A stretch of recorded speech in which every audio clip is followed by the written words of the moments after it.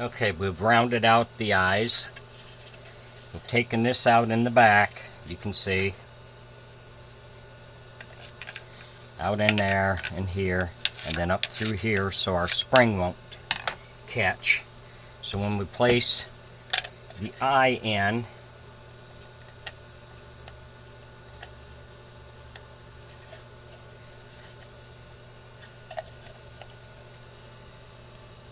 and that's just about where we want it.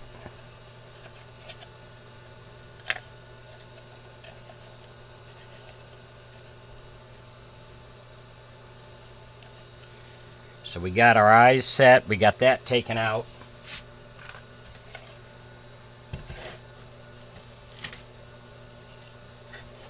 What we're going to work on now is the mouth.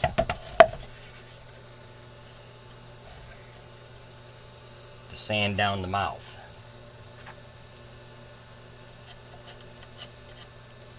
I'll make a mark there so I know where I want to be.